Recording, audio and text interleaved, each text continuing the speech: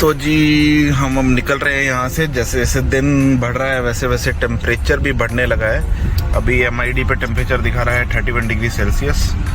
सो अभी हम यहाँ से पंजाब एंटर करेंगे। पंजाब के बाद देन हिमाचल। एक रास्ता जाता है दिल्ली की ओर और एक दूसरा रास्ता जाता है हिमाचल की ओर। तो आपको दिखाते हैं।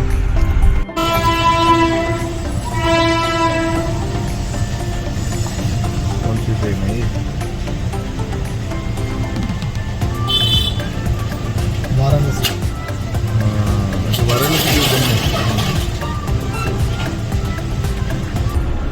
तो जी ये आ गया है रावी ब्रिज और अब हम पहुंच गए हैं पंजाब में। ऑलमोस्ट एंट्री करने वाले हैं हम। ये जो आपको राइट साइड दिख रहा है ये बड़ा पुराना ट्रेन का ब्रिज है। ये एक ही होता था पहले, अब तो इस साइड भी बन गया है। और ये जम्मू कश्मीर की बिल्कुल और जम्मू कश्मीर और पंजाब की बिल्कुल बॉर्डर पे है ये। मतलब ये बॉर्डर क्रॉस कर रहे हैं, बॉर्डर क्रॉस कर रहे हैं, बिल्कुल बॉर्डर है। और ये आपका रावी पे जो है बांध डैम बना हुआ है। और ये सामने आ गए पंजाब। अब हम आपको पंजाब पुलिस की चेक पोस्ट भी दिखाते हैं। इधर से अगर आप सीट बेल्ट वगैरह सब कुछ ओके होना चाहिए आपका, क्योंकि सबसे पहले नाका पंजाब पुलिस का इधर से।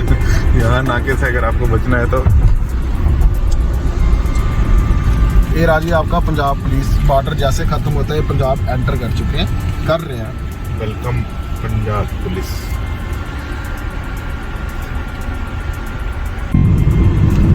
तो ये एंटर हो गए हैं पंजाब और यहाँ से हम लोगों को जाना है पठानकोट।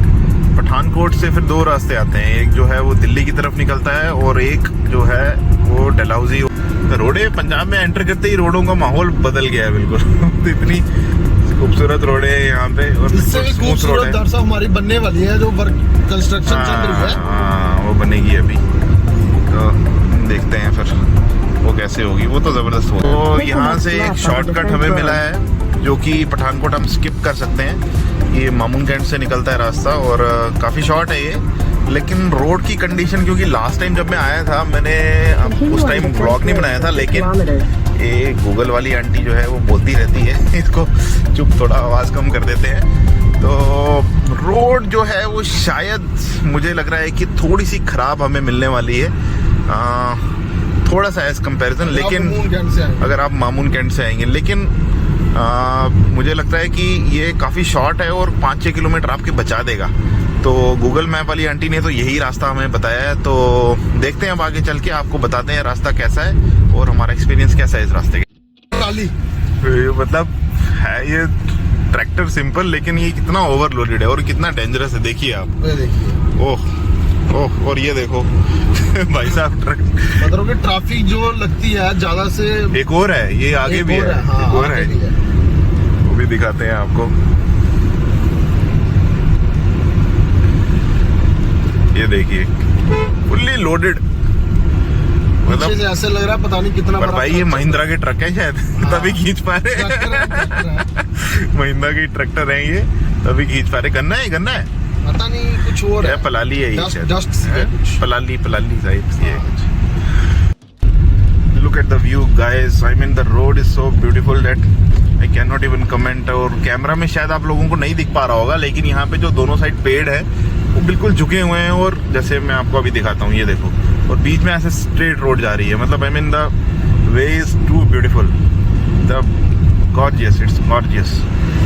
ये देखिए छाएं पड़ रही है, अलग ही नेचर का अलग ही व्यू आता है। और ये आसपास यहाँ खेत हैं दोनों तरफ, उनके बीच में हमारी गाड़ी सल्लू, हमने अपनी गाड़ी का नाम सल्लू रखा है, सेल्टॉस का सल्लू अपनी सल्लू। तो the road is beautiful and I hope कि आगे भी इतने ब्यूटीफुल रोड्स हमें मिलते रहे। तो दिखाते हैं आपको। पिंगुली, कौन सा चौक है ये? पंगोली चौक। पंगुली चौक है कोई, यहाँ से हमें लेफ्ट मुड़ने को बोला है। ये गूगल मैप का ना कभी कभी भरोसा नहीं होता है, ये ऐसी ऐसी जगहों में आपको गलियों में फंसा देता है।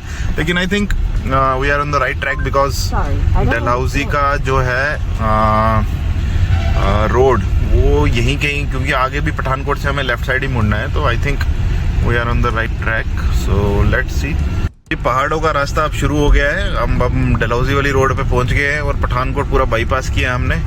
व्यू देखो यार, मतलब व्यूज इतने जबरदस्त हैं कि ना बयान नहीं कर सकता मैं आप लोगों को कि कितने खतरनाक व्यूज हैं। कैमरा जस्टिफाई नहीं कर पा रहा होगा शायद, लेकिन अभी से ही इतने बढ़िया व्यूज दिखने शुरू हो गए हैं। तो आगे के लिए एक्साइटमेंट थोड़ा बढ़ गया है कि आगे क्या क्या दिखेगा। हालांकि डलहौजी हम काफी बार गए हैं, सन्नी भी काफी बार गया है हमारा भाई।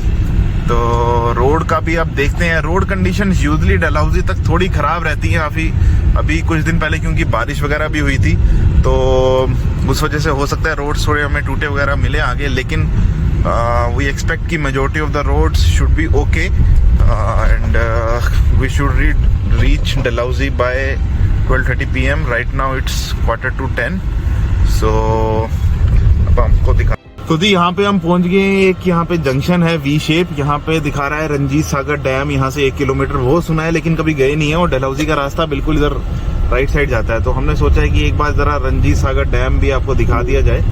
तो यहाँ से देखते हैं। व्यू तो ऊपर से काफी जबरदस्त आ रहा था। कुछ फोटोग्राफ्स वगैरह लेंगे यहाँ पे, फिर आपको बताते हैं कि क्या साइड है। तो जी ये आ गया है, welcome to Ranjit Sagar dam. तो जी यहाँ पे पुलिस की चेक पोस्ट थी, उन्होंने तो मना कर दिया यहाँ से कि बोले कि टूरिस्ट को अलाउड नहीं है। तो मे भी इसका शायद दूसरा रास्ता कठुआ साइड से जाता है। तो next time we will try कि हम वहाँ से जाएं और देखें कि वहाँ से अलाउ करते हैं कि नहीं। फिलहाल तो हमने गाड़ी मोड़ ली है और अब हम वापस चल रहे हैं अपनी डेस्टिनेशन की तरफ। गूगल आंटी वही टाइम बता रही है 12:30 का। तो चलिए। और प्रश्न पूछना था आपसे। हम पहाड़ों में जाते हैं कई बार, तो इतने कट वगैरह आते हैं, ठीक है। तो इतने कट में कब मीटिंग होती है ना, कभी कोई कुछ बोलता है। तो इसके लिए आप क्या सजेस्ट करते हैं कि जब पहाड़ों में हमने निकलना हो तो ऐसा क्या करना चाहिए जिस वजह से आपको वोमिटिंग वगैरह थोड़ा कंट्रोल हो सके? देखिए, वोमिटिंग की जहाँ तक बात है तो मोशन सिकनेस काफी कॉमन है। ओके। मतलब काफी लोगों को, इनफैक्ट जब मैं भी बचपन में मेरा बचपन था, कईयों को होता है ना तो कि बार बार यार वो घूम रहा है, सर घूम रहा है, मेरे को वोमिटिंग बहुत बार होती थी वोमिटिंग।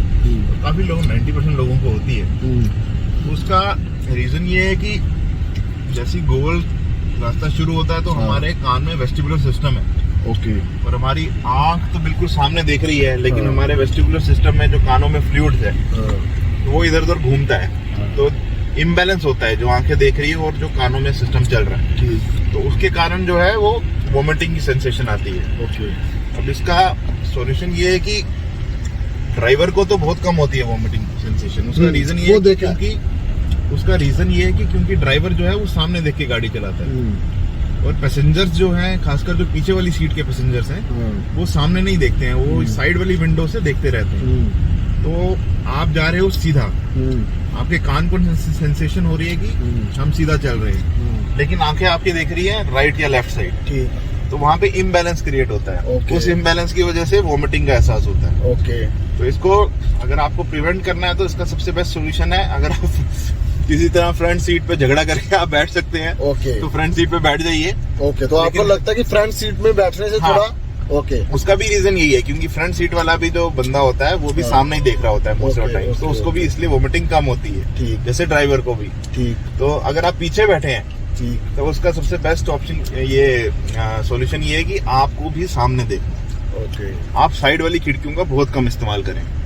और इसके साथ फोन में ये, अगर आप गाड़ी में बैठे हैं, पीछे वाली सीट में बैठे हैं, तो मोबाइल अगर आप देख रहे हैं या बुक पढ़ रहे हैं, उससे भी आपको वोमिटिंग का काफी वो होगा। तो मोबाइल फोन्स स्पेशली जब आप ट्रैवल कर रहे हैं तो अवॉइड कीजिए गाड़ी में और फोकस कीजिए कि आप सामने की तरफ देखें। इससे आप थोड़ा प्रिवेंट कर सकते हैं। इसके साथ आप दवाई भी ले सकते हैं, ऑनडम या ऑनडम सेट्रॉन एमसेट टेबलेट आती है, वो आप ले सकते हैं। और हाँ, अगर आप सफर पे जा रहे हैं खासकर पहाड़ी इलाकों पे, तो हमेशा जो आपका मील है यानी कि खाना, लंच, ब्रेकफास्ट, डिनर, ये बिल्कुल लाइट होना चाहिए, जिससे कि पेट की फुलनेस कम रहे और आपको वोमिटिंग कम सेंसेशन। तो ये इस चीज का सॉल्यूशन है। हम पहुंच गए, ये एक विलेज आया है बीच में, दुनेरा। यहाँ पे थोड़ी रोड्स खराब हैं लेकिन मैनेजेबल है। तो यहाँ से डिस्टेंस दिखाया जा रहा है डलहौजी का 30 किलोमीटर। अच्छा है, लोकल मार्केट काफी अच्छी लग रही है यहाँ पे। कुछ आई थिंक लोकल खाने पीने की चीजें भी हैं, आम पापड़ वगैरह। यहाँ से अगर आपको लेना हो तो ले सकते हैं। आम पापड़ देखिए। हाँ तो आम पापड़ है यार, लेंगे एक बार आम पापड़। यहाँ जरा ये देख यार, पहाड़ों की एक बात है यार, मतलब पहाड़ों में ना आप मुझे मतलब बस घुमा लो, बस मैं कभी बोर नहीं हो सकता पहाड़ों में। क्या ब्यूटी है यार, मतलब आप देख रहे हो सामने क्या नज़ारे हैं, इतने खतरनाक नज़ारे हैं सामने की, मतलब you can not describe it in words. कौन सी? वो जो आप बता रहे हो, उस पर भी जाएंगे, लेकिन वाह यार, मतलब hats off to the government है एक्चुअली कि जिन्होंने इतने क्लीन रोड्स बनाए हुए हैं। बिकॉज 5 years बैक डलहौजी जब हम आते थे तो इतने हमें अच्छे रोड्स कभी नहीं मिले। कभी मतलब मैक्सिमम या तो हम उस टाइम मानसून में आए होंगे तो that might be the reason, but जब भी डलहौजी हम आए हैं पहली बार, मतलब पहले भी तो काफ़ी ख़राब रोड्स होते थे, लेकिन इस बार तो रोड्स एकदम मक्खन है। मक्खन मतलब स्मूथ, बटर स्मूथ। आप आराम से 40-50 की स्पीड पे चल सकते हो। तो पर यही है, जम्मू से आपको 4-4.5 घंटे तो लग जाएंगे अगर आप नॉन स्टॉप जाते हैं। अगर आप बीच में रुक के जाते हैं तो उसमें 1-आधे घंटे का ब्रेक लेते हैं, तो आपको 5.5 से 6 घंटे आप अगर आराम से जर्नी करना चाहते हैं तो कर सकते हैं। लेकिन मेरी रिकमेंडेशन यही है कि आप सुबह जल्दी निकलिए। जल्दी निकलने से आपको रोड्स एक तो बिल्कुल खाली मिलेंगे, और दूसरा आपको गर्मी नहीं होगी अगर आप गर्मियों में आ रहे हैं तो लीजिए व्यूज का मजा आगे। I mean it's just simply amazing. पहाड़ों का तो ये देखो, पूरी वैली नजर आ रही है। बस स्टैंड है डलहौजी का। अब यहाँ से हमारा होटल जो है वो अप्रॉक्सीमेटली 20 मिनट्स का रास्ता दिखा रहा है। यहाँ से कोई गांधी मार्केट आता है आई थिंक डलहौजी में, तो उसके बाद ही वो आएगा हमारा होटल। सो देखते हैं। यहाँ पे डलहौजी का बस एक ही प्रॉब्लम है कि रोड्स बहुत नैरो है यहाँ पे, बहुत ही ज्यादा। स्ट्रेंजली आज सब कुछ है। स्ट्रेंजली आज थोड़ी भीड़ कम लग रही है डलहौजी में, पता नहीं क्या रीजन है। लेकिन मतलब डलहौजी का बस एक ही मेरे को ना ड्रॉबैक लगता है। क्यों भाई? ये रोडे बहुत पतली हैं यार। मतलब अगर यहाँ पे पीक सीजन होगा ना तो आप you just can not drive. आपको गाड़ी लाना एक सरदर्दी बन जाएगी। लेकिन luckily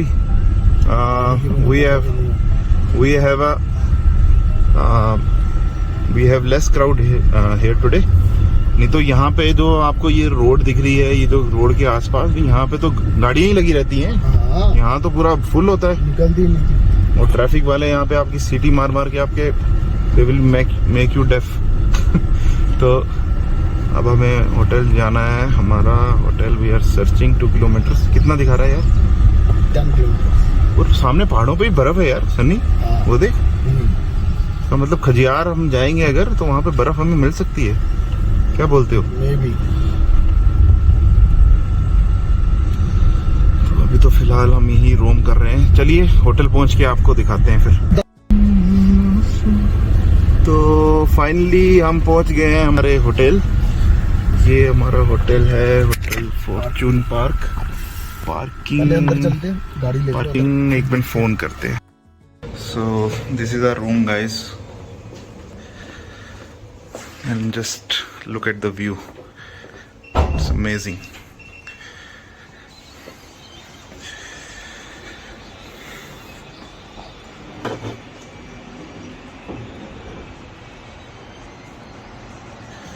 The sound of flowing river, the chirping of birds, it's just amazing.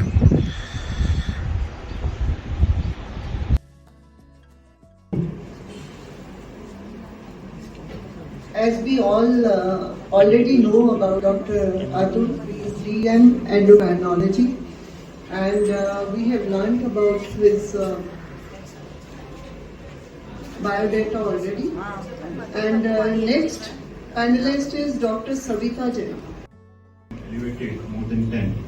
So there is no harm in treating her because TSH guideline says that if the TSH is more than 4 to 10 and T2 antibodies, irrespective of T2 antibody, we can intervene. And the TSH is already more than 10, so we can intervene. What about the dose? Yeah, dose, it depends on the weight. Actually she has clinical hypothyroidism only, not in the weight. जी आ गए हैं, तो हम आ गए हैं जी conference से। काफ़ी अच्छी conference थी और लेक्चर नहीं एक्चुअली चेयरपर्सन थे, तो काफ़ी अच्छा इंटरेक्टिव सेशन था और काफ़ी अच्छे लोग थे। तो अब तो थक गए हैं काफ़ी, तो अभी थोड़ा बजाएंगे गिटार, आपको सुनाएंगे और उसके बाद टाटा बाय बाय करेंगे।